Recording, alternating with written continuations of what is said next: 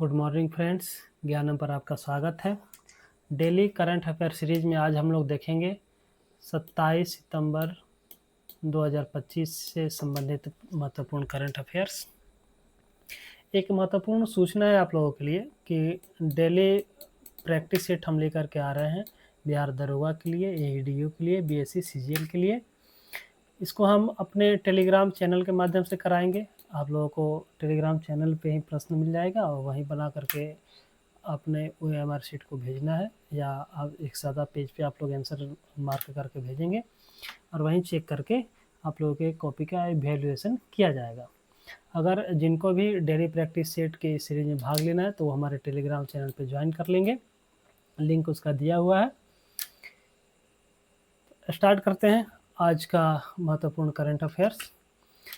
आज का पहला प्रश्न है, मुख्यमंत्री महिला रोजगार योजना के तहत बिहार की महिलाओं को कितना रुपया दिया जाएगा? तो बिहार की महिलाओं को 10,000 रुपया दिया जाएगा। प्रधानमंत्री 26 सितंबर को सुबह 11 बजे वीडियो कॉन्फ्रेंसिंग के माध्यम से इस योजना का शुभारंभ किए। कल कार्यक्रम के दौरान प्रधानमंत्री बिहार की 75 लाख महिलाओं के बैंक खातों में सीधे 10-10 हज़ार रुपये यानी कुल 7500 करोड़ रुपये हस्तांतरित किए हैं। मुख्यमंत्री महिला रोजगार योजना को 29 अगस्त को मुख्यमंत्री नीतीश कुमार की अध्यक्षता में कैबिनेट ने मंजूरी दी थी। योजना की पहली किस्त 10,000 होगी, जिसे लौटाना नहीं होगा। प्रदर्शन समीक्षा के बाद 6 महीने के भीतर चयनित महिलाओं को 2 लाख की अतिरिक्त सहायता भी प्रदान की जाएगी। अगला प्रश्न है, भारत ने ट्रेन से पहली बार किस मिसाइल को लॉन्च किया है? तो अग्नि प्राइम को लॉन्च किया गया है। आप लोग फोटो में देख सकते हैं कि ये ट्रेन है और ये ही अग्नि प्राइम है, इसको लॉन्च किया गया है। बुधवार को पहली बार रेल बेस्ड मोबाइल लॉन्चर के माध्यम से मध्यम दूरी की अग्नि प्राइम बैलिस्टिक मिसाइल का सफल परीक्षण किया गया है। रेल बेस्ड का मतलब यह है कि लॉन्चर रेल पटरियों पर चलने वाला है और वहीं से मिसाइल को दाग सकता है। यह अगली पीढ़ी की मिसाइल है जो 2000 किलोमीटर की दूरी तक निशाना लगा सकती है और इसमें कई अत्याधुनिक क्षमताएं भी हैं।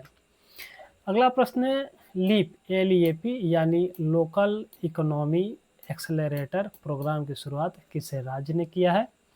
तो ये शुरुआत किया है कर्नाटक राज्य ने। कर्नाटक सरकार ने राज्य में नवाचार और उद्यमिता को प्रोत्साहित करने के उद्देश्य से लीप कार्यक्रम की शुरुआत की है।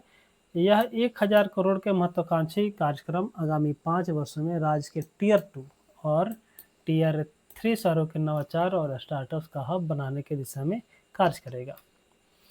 चौथा प्रश्न है आज का, विकसित भारत बिल्डॉथन 2025 का शुभारंभ किसके द्वारा किया गया? तो ये किया गया है धर्मेंद्र प्रधान, जो अभी केंद्र सरकार में शिक्षा मंत्री हैं, उन्हीं के द्वारा ये प्रारंभ किया गया है। देश भर के स्कूलों के छात्रों को नवाचार की दिशा में प्रेरित करने के उद्देश्य से केंद्रीय शिक्षा मंत्री धर्मेंद्र प्रधान ने विकसित भारत बिल्डाथॉन 2025 का शुभारंभ किया। यह एक राष्ट्रव्यापी नवाचार आंदोलन है जिसे स्कूली शिक्षा और साक्षरता विभाग, नीति आयोग के अटल नवाचार मिशन और अखिल भारतीय तकनीकी शिक्षा परिषद के सहयोग से आयोजित किया जा रहा है। इस अवसर पर कार्यक्रम का लोगो और जिंगल भी जारी किया गया है। के वीज़ा, हाल ही में हम लोग पढ़ रहे हैं H1B वीज़ा, ये अमेरिका का है। वैसे ही के वीज़ा किस देश का है? तो ये है चीन का। अगस्त 2025 में साइंस और टेक्नोलॉजी की बेहतरीन प्रतिभाओं को अपने देश से बुलाने के लिए के वीज़ा शुरू करने का ऐलान चीन ने किया था।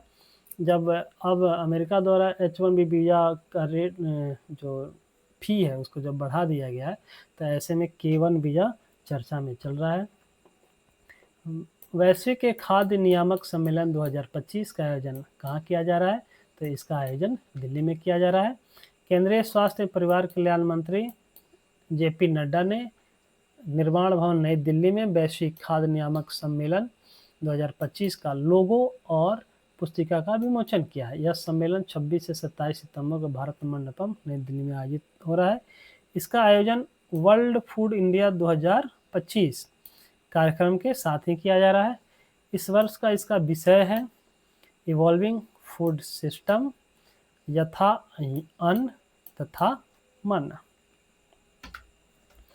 7वां प्रश्न है, संयुक्त राष्ट्र पर्यावरण कार्यक्रम ने गुरुवार को 2025 के young champions of the earth पुरस्कार विजेताओं की घोषणा की, जिसमें शामिल हैं, तो उक्त तीनों इसमें शामिल हैं, अर्थात जिनाली मोदी भारत से हैं, जोसेफ नगुथिरू केन्या की हैं और नोएमी फ्लोरिया अमेरिका से हैं। तीनों शामिल है इसमें। Young champions of the earth 2025 का जो पुरस्कार है, जो यूएनईपी द्वारा दिया जाता है, इसमें तीनों शामिल हैं। अब इनको शामिल किस लिए किया गया तो उसके बारे में देख लेते हैं। तो जो भारत की जिनाली मोदी हैं, वो बैनोफी लेदर नामक एक महिला नेतृत्व वाली कंपनी की स्थापना की है। यह कंपनी केले की फसल के अवशिष्ट से कृत्रिम चमड़ा बनाती है, जो पारंपरिक चमड़े की तुलना में जल, रसायनों और कार्बन उत्सर्जन के स्तर को अत्यधिक कम करता है। जोसेफ नगुथिरू जो केन्या की हैं, जलाशय में पाए जाने वाले जलकुंभी जैसे आक्रामक पौधे का उपयोग करके जैविक पैकेजिंग और बीज रोपण कवर बनाने वाली कंपनी हया पाक की शुरुआत की है। यह नवाचार प्लास्टिक प्रदूषण को कम करने और कृषि भूमि को अधिक उपजाऊ बनाने में मदद करता है। नोएमी फ्लोरिया ये अमेरिका के हैं, साइक्लियू नामक एक कॉम्पैक्ट जल पुनर्चक्रण प्रणाली विकसित की है, जो ग्रे वाटर को पीने योग्य जल में परिवर्तित करती है। यह प्रणाली कम ऊर्जा में कार्य करती है और खासकर हाशिए के समुदाय के लिए लाभदायक सिद्ध हो रही है। 8वां प्रश्न है, Uttar Pradesh international trade show 2025 का उद्घाटन किसके द्वारा किया गया है? तो ये माननीय प्रधानमंत्री जी के द्वारा उद्घाटन किया गया है। उत्तर प्रदेश के गौतम बुद्ध नगर जिले के ग्रेटर नोएडा में प्रधानमंत्री नरेंद्र मोदी ने गुरुवार को Uttar Pradesh international trade show 2025 का उद्घाटन किया है। यह 5 दिवसीय आयोजन 25 से 29 सितंबर तक चलेगा।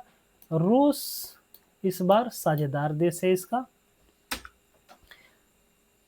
प्रधानमंत्री ने प्रगति की 49वीं बैठक की अध्यक्षता की है। प्रगति का पूरा नाम क्या है?